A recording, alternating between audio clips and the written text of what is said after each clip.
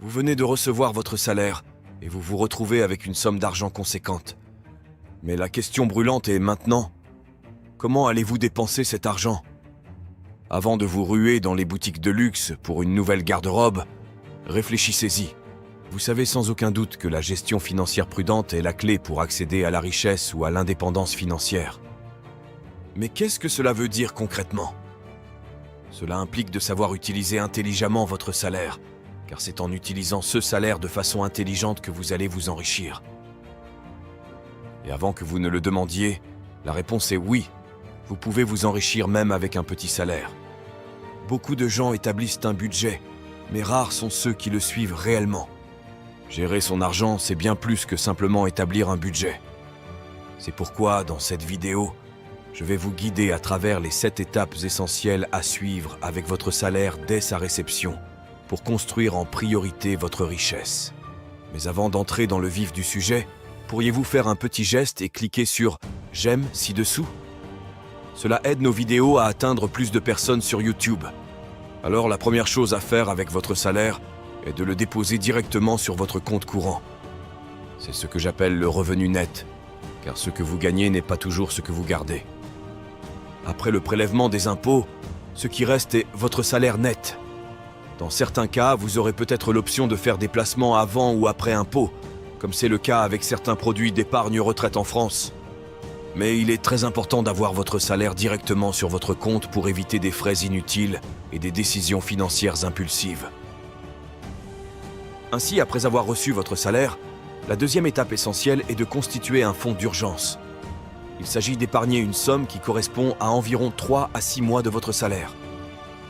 Cette réserve est spécialement destinée à faire face à des situations imprévues et graves. Vous n'êtes pas obligé de transférer l'intégralité de votre salaire en une fois dans ce fonds.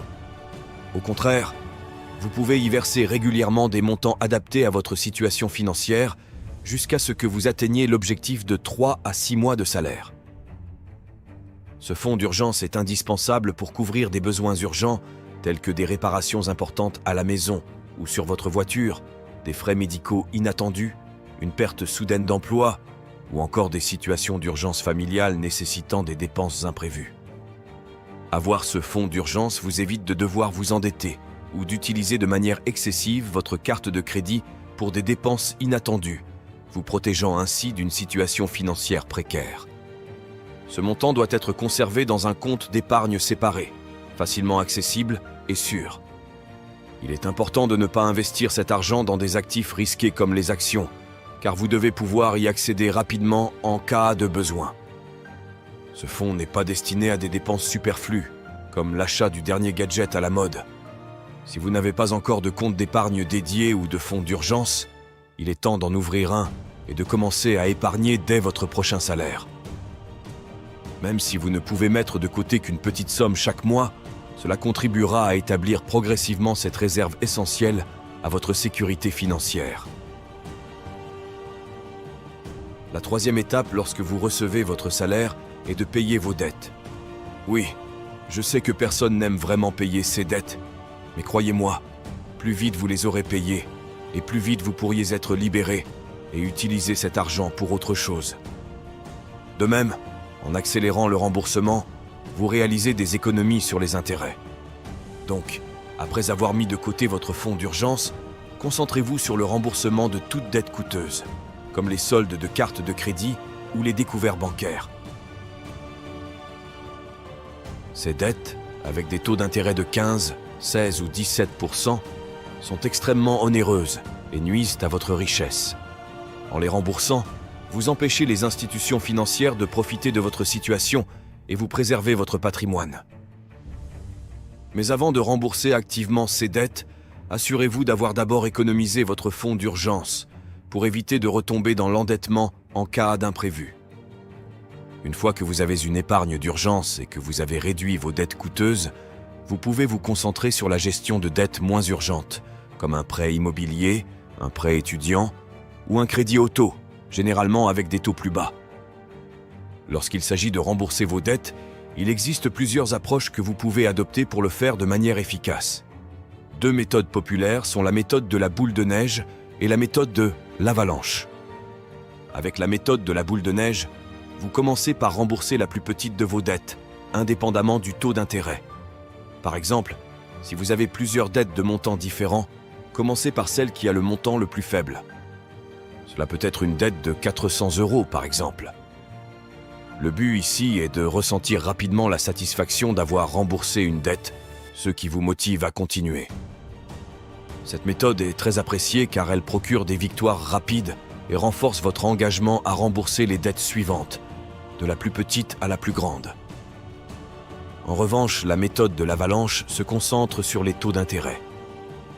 Avec cette approche, vous remboursez d'abord la dette qui a le taux d'intérêt le plus élevé. C'est logique sur le plan financier car en réduisant la dette la plus coûteuse en premier, vous minimisez le montant total des intérêts payés sur le long terme. Même si cela peut prendre plus de temps pour ressentir une victoire significative, à long terme, cette méthode peut vous faire économiser plus d'argent. Le choix entre ces deux méthodes dépend de ce qui vous motive le plus. Si vous avez besoin de résultats rapides pour rester motivé, la méthode de la boule de neige pourrait être la meilleure option. Si vous préférez une approche plus calculée et économiquement efficace, alors la méthode de l'avalanche est plus appropriée. Une fois que vous avez pris le contrôle de vos dettes, vous pouvez utiliser l'argent que vous économisez pour investir dans votre développement personnel et financier. Cela peut inclure l'achat de livres, de cours ou la participation à des séminaires qui enrichiront vos connaissances et compétences, vous permettant de prendre de meilleures décisions financières et potentiellement d'augmenter vos revenus. D'ailleurs, pour vous aider, j'ai une excellente nouvelle pour vous. Je vous offre un livre intitulé « L'indépendance financière pour tous ». J'ai pu l'avoir pour vous et il est complètement gratuit. Cet ouvrage raconte le parcours inspirant d'Aurélien, qui est passé de simple étudiant fauché à millionnaire. Ce livre est un guide pratique qui vous révèle les stratégies pour atteindre l'indépendance financière. Il est disponible gratuitement et vous pouvez le télécharger en suivant le lien dans la description. C'est une occasion unique de découvrir des conseils précieux pour votre parcours financier. Allez donc télécharger votre copie dès maintenant et commencez à transformer votre vie financière. Maintenant, une fois que vous avez remboursé vos dettes et constitué un fonds d'urgence, l'étape suivante consiste à multiplier votre argent et c'est sur cet objectif que nous allons nous concentrer pour le point suivant. Commençons par l'étape 4. Investissez votre argent. Cette étape consiste à investir 15% de votre revenu.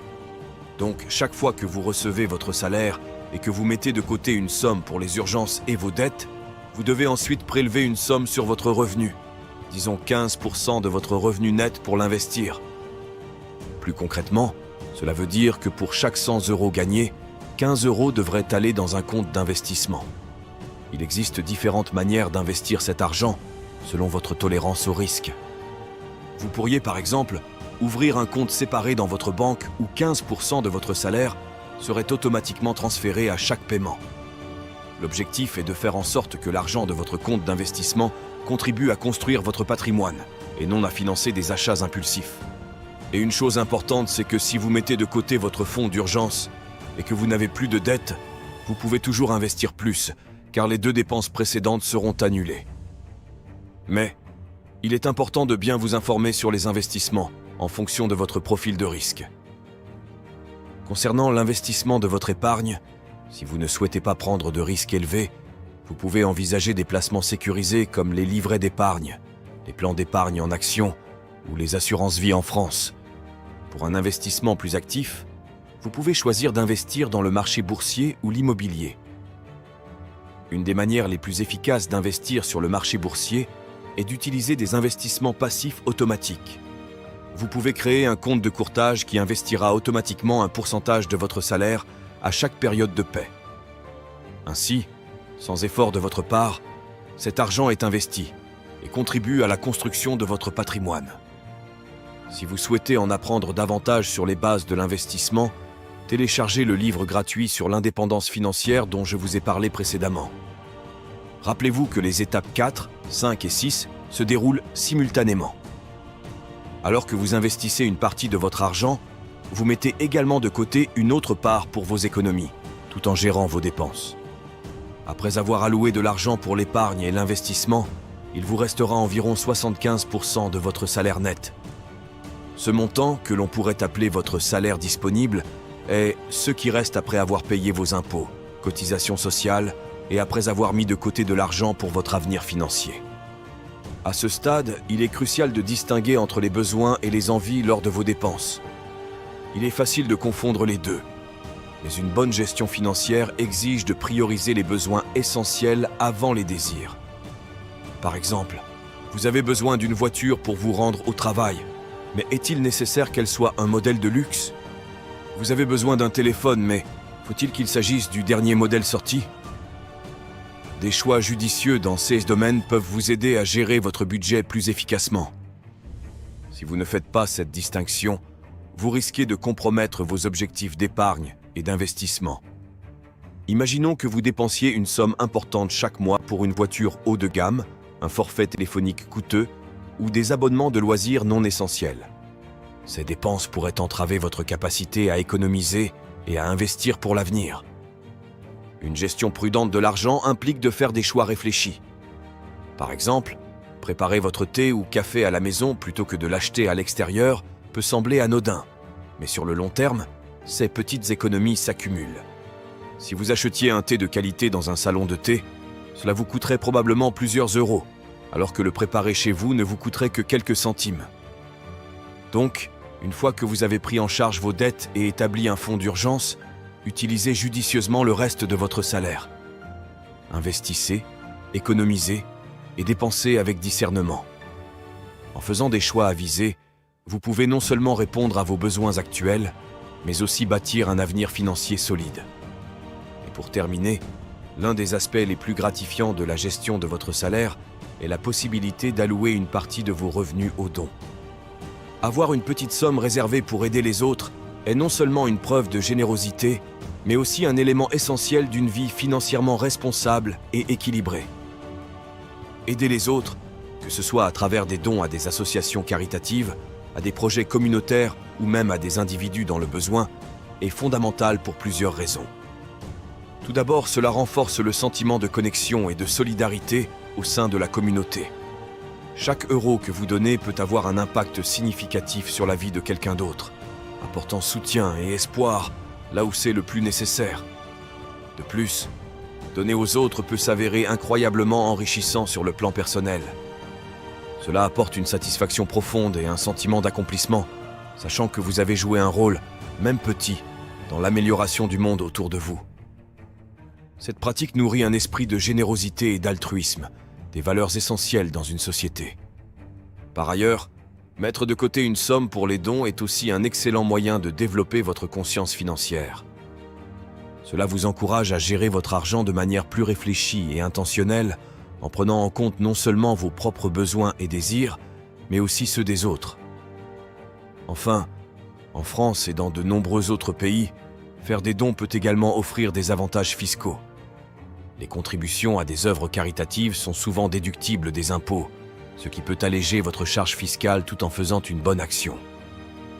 Il existe de nombreuses stratégies pour accroître vos revenus, mais la clé est de bien comprendre comment vous utilisez votre argent pour maximiser son potentiel. Si vous souhaitez approfondir ces sujets, n'hésitez pas à consulter le livre sur la liberté financière qui se trouve dans la description. Et rappelez-vous, la gestion efficace de vos finances vous permet non seulement de sécuriser votre argent, mais aussi de gagner en liberté pour profiter de la vie.